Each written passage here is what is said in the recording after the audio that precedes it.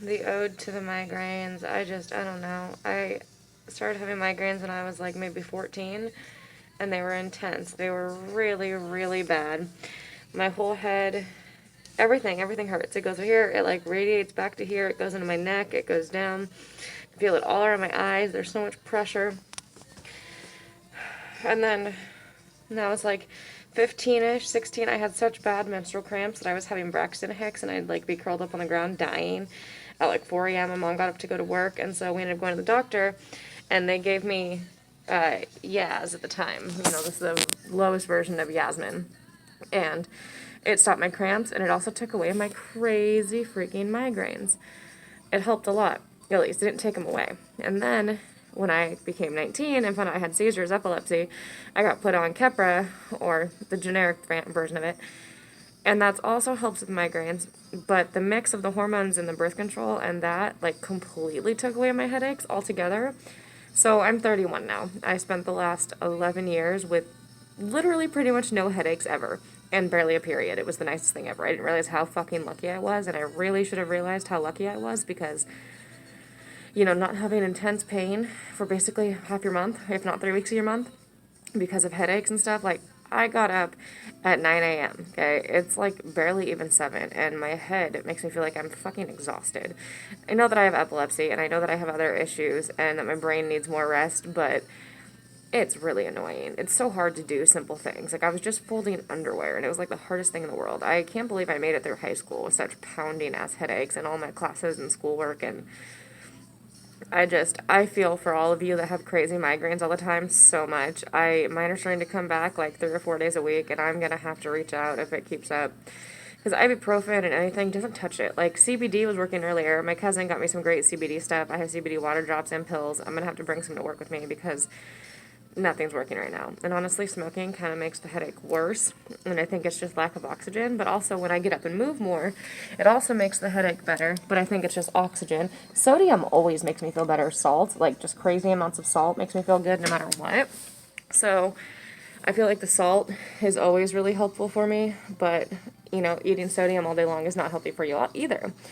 And as far as any doctors will tell me, it's just, you know, whatever. It's normal for Ashley. I'm supposed to have seizures that no one knows how to fix. I'm supposed to drink all the water in the world and sleep as much as I can, eat very healthy and take all the vitamins and supplements and still have migraines and still, you know, that's just who I am. I'm crazy and mixed up and different, and that's just the way it's going to be.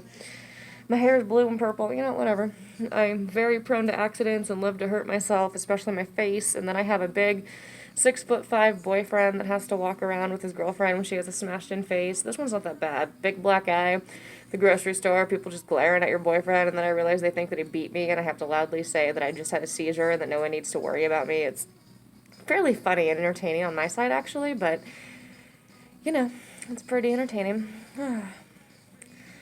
Epilepsy and migraines, just literally any invisible illness is the most annoying thing in the world, because no one knows you have a fucking crazy headache, and I try so hard not to be irritable and rude during it, but it is so hard when your head is just killing you.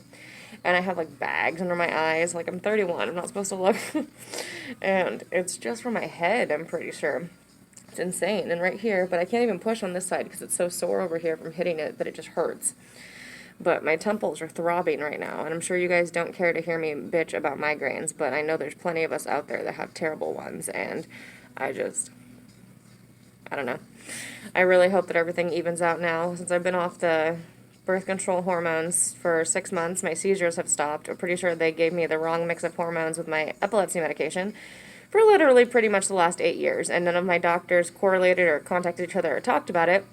And then I finally had a pharmacist reach out to me this year when I switched over pharmacies and medication people, whatever, and she told me that she wasn't going to let me have that birth control and those hormones with my seizure medications. I looked it up. Very first thing it says is never take these hormones if you're on seizure medications. Well, stopped taking them, and I haven't had a grand mal seizure since, and it was 6 months yesterday. So that is really, really cool, and I know we're supposed to trust our doctors and nurse but research stuff on your own, too. Talk to people, get your stuff out there. Be a part of these epilepsy awareness groups. They're everywhere. They're all over Facebook. I'm really excited. Again, most of you have probably heard, I'm going to be a part of an epilepsy study for working adults with epilepsy on the 13th. I'm not sure when I'll be able to share it or when anything will be going on for real, if anyone can see it, but I will let you all know when I can. Any kind of anything related to having migraines is the most annoying thing in the world. And if you already have some sort of issue or health issue, having a migraine on top of that is the most annoying thing in the fucking world. Like, there's just nothing worse.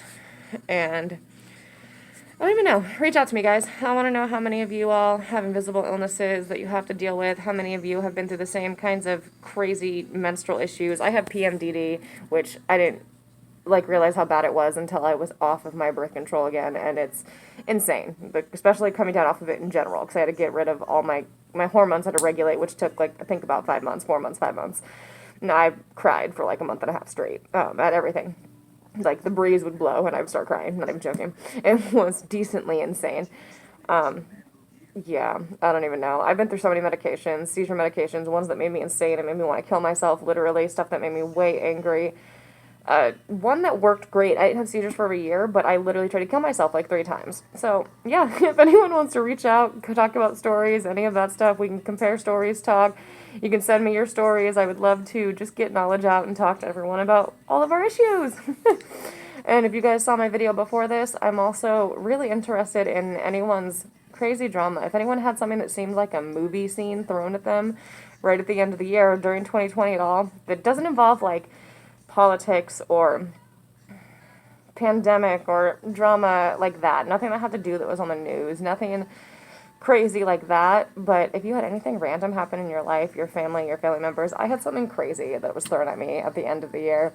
And honestly, it just kind of cracks me the fuck up. It makes me laugh a lot. But people make very interesting decisions. And it's really funny when they think that you're going to be a part of their drama with it. And I don't know. I'm 31, and I thought I was too old for the situation that was thrown at me, which I am, because I'm not a part of it. I'm just laughing from the sidelines, but it is hilarious. And I really want to share it with you guys, with people not being named, but I feel like I need someone else's drama to share as well. I need at least one other story, if not 2 or 3, 4 or 5. I need a few stories to read off, so I know other people have crazy in their life that isn't just me every once in a while. I might be the crazy in most people's lives. Me and Will might actually be the crazy in most people's lives, but you all love us, so at least we're a happy crazy. But yeah, guys, other than that, I'm going to go home and I'm going to read some more pages out of my book, my soul book, and then the next book I have up, Julie wants me to read Death by Chocolate. She let me borrow it. That'll be the next one, but of course I gotta delve into that story. Let's hope this headache goes away. I love you guys. Have a good rest of your night. Let me know about anything that interests you about what I just said. Go ahead and hit that little subscribe button so you guys know when I post stuff. And let's keep up the fun. Talk to y'all soon. Have a good night. Mwah.